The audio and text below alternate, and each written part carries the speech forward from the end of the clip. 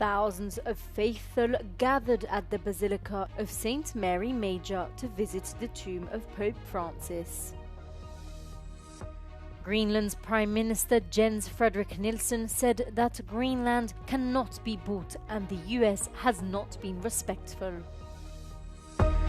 Russian authorities say the suspect in the killing of a top Russian general pleaded guilty and admitted to being paid by Ukraine's security service.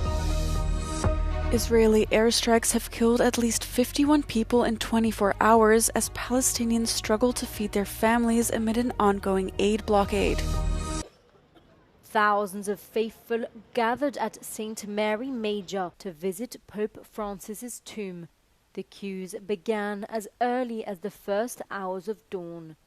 The tens of thousands who visited the Basilica on Sunday were asked to stay only for a few seconds to avoid congestion. Meanwhile, at the Vatican, 200,000 people attended Mass. Access to St. Peter's Square was blocked shortly after 10 a.m. as it reached its full capacity.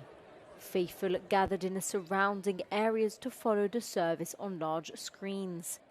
The celebration marked the third day of the Jubilee for adolescents. Hundreds of young people were in the Vatican, but the program was altered to allow for the funeral rites. Meanwhile, the canonization of Carlo Acutis, the first millennial saint, was postponed.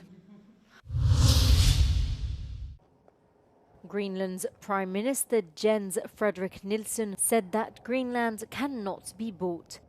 His comments came after a meeting with Danish Prime Minister Mette Frederiksen at her official residence on Sunday.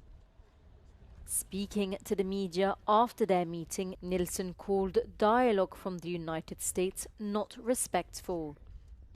The talks from the United States have not been respectful. The words used have not been respectful. And that's why we need to, in this situation, stand together. And in Greenland, we're willing to do that with all the countries that wants us good and wants to respect us.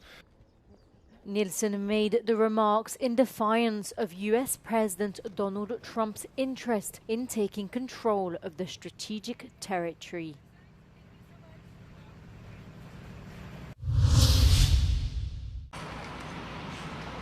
Russian authorities have announced that the suspect in the killing of a top Russian general pleaded guilty to terrorism charges.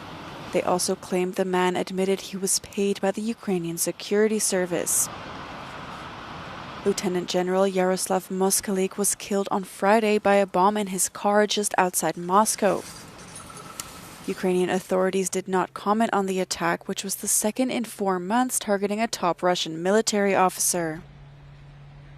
In December, Lieutenant General Igor Kirillov was killed by a bomb hidden on an electric scooter, with Ukraine's security agency acknowledging it was behind the attack.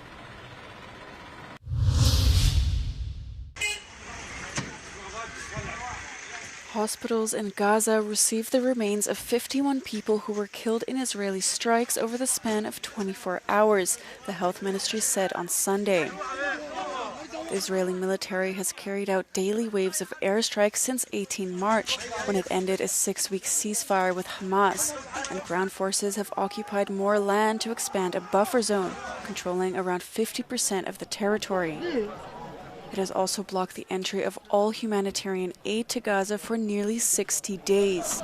It says both steps aim to pressure Hamas into releasing the remaining 59 hostages it holds. But rights groups call the blockade a starvation tactic and a potential war crime.